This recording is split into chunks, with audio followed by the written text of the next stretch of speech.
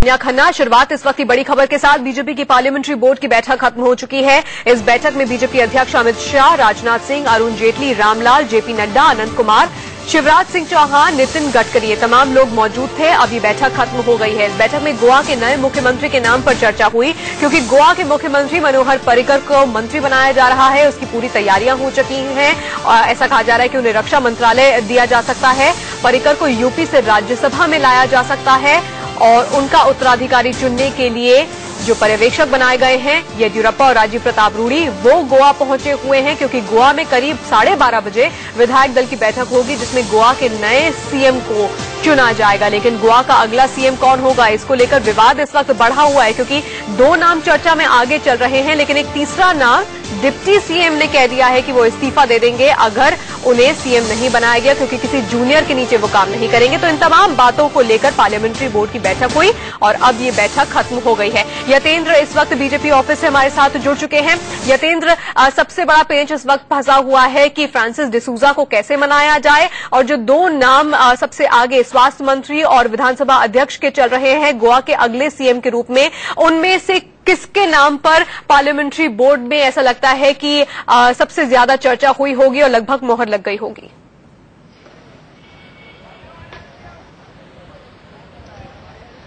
देखिए, parliamentary board की बात करें तो करीब 25 मिनट ये बोर्ड की बैठक चली है, जिसमें प्रधानमंत्री नरेंद्र मोदी, वेंकैया नायडू और सुषमा स्वराज मौजूद नहीं थे। तीनों ही नेता बाहर बताए जा रहे हैं कि जिसकी वजह से वो इस मीटिंग में नहीं आए। लेकिन केवल 25 मिनट चलना पार्लियामेंट्री बोर्ड का, इससे साफ जाहिर है कि केवल एक फॉर्मेलिटी निभाई गई है। पार्लियामेंट्री बोर्ड के मेंबरों के पास पहले से ही तय था कि उन्हें किस तरह का फैसला करना। एक औपचारिकता के नाते बैठक बुलाई गई है और माना जा रहा है कि जो दो नाम चल रहे हैं, जो पार्लेकर हैं और या राजेंद्र आर्लेकर, उन दोनों में से किसी एक के नाम पर मोहर लगी। हालांकि पर्यवेक्षक औपचारिकता के तौर पर दोनों पर्यवेक्षक जो गोवा में भेज दिए गए हैं, राजीव प्रताप रूडी और येदियुरप्पा, वहां विधायक दल की बैठक बुला ली गई। दोनों को पार्लियामेंट्री बोर्ड से नाम बता दिया गया। हालांकि अंतिम तौर पर फैसला विधायक दल की बैठक में होगा कि कौन मुख्यमंत्री के तौर पर चुना जाएगा। लेकिन पार्लियामेंट्री बोर्ड की बैठक जो केवल 25 मिनट चली है, वहां से संदेश उन दोनों पर्यवेक्षकों को भेज दिया गया है जो पार्लियामेंट्री बोर्ड के फैसले पर वहां विधायक दल की बैठक में मोहर लगवाएंगे। बिल्कुल यतेंद्र, विधायक दल की बैठक में तो नेता का चुनाव गोवा में होगा, लेकिन संकेत तो दिल्ली से गए ही होंगे। तो यानी कि चर्चा जरूर हुई होगी इस संसदीय बोर्ड की बैठक में कि अगला सीएम कौन हो। हेल्थ मिनिस्टर लक्ष्मीकांत पार्सेकर और विधानसभा अध्यक्ष राजेंद्र आर्लेकर, दो नाम सबसे आगे चल रहे हैं। लेकिन क्या फ्रांसिस डिसूजा को मना लिया जाएगा, कौन मनाएगा, कैसे मनाएगा, ये सब भी चर्चा का विषय रहा होगा।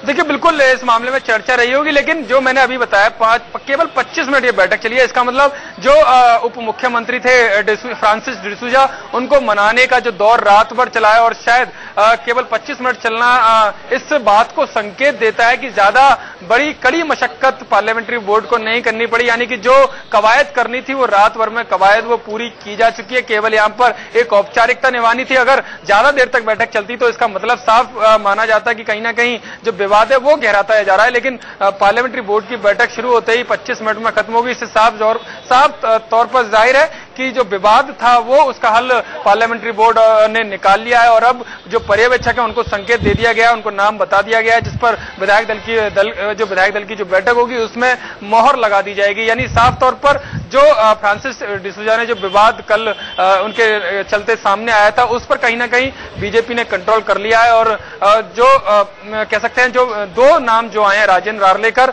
और लक्ष्मीकांत पार्लेकर, इन दोनों में से किसी एक के नाम पर आज मोहर लग जाएगी। बिल्कुल, तो दोनों में से किसी एक नाम पर आज मोहर लग जाएगी, ऐसी बात लग रही है, क्योंकि आज मोहर लगनी ही पड़ेगी। गोवा का अगला मुख्यमंत्री कौन होगा, इसका चुनाव आज विधायक दल की जो बैठक है उसमें कर लिया जाएगा। लेकिन दिल्ली में जो संसदीय बोर्ड की बैठक हुई है उसमें जो चर्चा हुई है उसको लेकर संकेत पहले ही पर्यवेक्षकों को दे दिए गए होंगे और 12:30 बजे गोवा में विधायक दल की बैठक होनी है। इस विधायक दल की बैठक के लिए जो दो पर्यवेक्षक हैं येदियुरप्पा और राजीव प्रताप रूडी, वो गोवा पहुंच भी चुके हैं। और इस बीच बड़ी खबर, बाबुल सुप्रियो को पीएमओ से फोन आया है, साध्वी निरंजन को भी फोन आया है पीएमओ से। दरअसल जो कैबिनेट का विस्तार होना है, मोदी सरकार की कैबिनेट का पहला विस्तार होना है, उसमें जिन जिन नामों को लेकर चर्चा हो रही है, ऐसी खबरें मिल रही हैं। एक एक करके उन्हें पीएमओ से फोन आया रहा है और कहा जा रहा है कि आप इस दिन इस वक्त पर दिल्ली में ही रहे। संजय शर्मा ज्यादा जानकारी के साथ इस वक्त हमारे साथ जुड़ गए हैं। संजय, अब 2 लोगों को और फोन आ गया है पीएमओ से।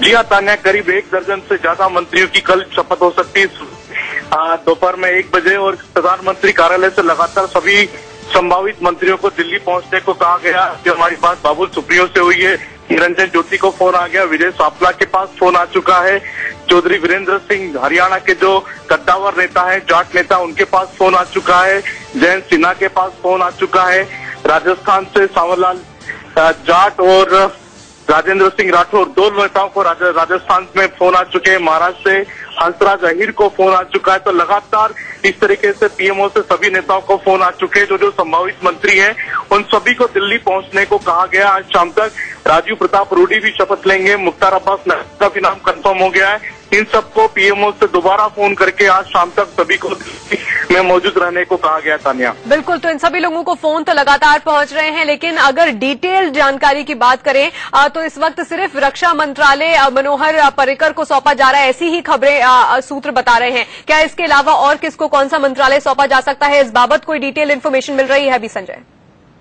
जी तानिया, देखिए भी जहां तक मंत्रालय की बात है तो कुछ मंत्रियों के विभागों में फेरबदल भी कर सकते हैं प्रधानमंत्री, और लेकिन अभी तक बाकी लोगों के विभागों के बारे में अभी तक तय नहीं है फिलहाल कि किसको क्या मंत्रालय मिल सकता है। लेकिन आपको इतना बता दें कि मनोहर पर्रिकर का ही अभी तक रक्षा मंत्रालय तय है। साथ ही साथ जेपी नड्डा जिनको की कहा जा रहा है कि खुद प्रधानमंत्री मोदी से बात कर रहे हैं, अगर वो संगठन से सरकार में आते तो उनको फिर ग्रामीण विकास मंत्रालय ही मिलेगा।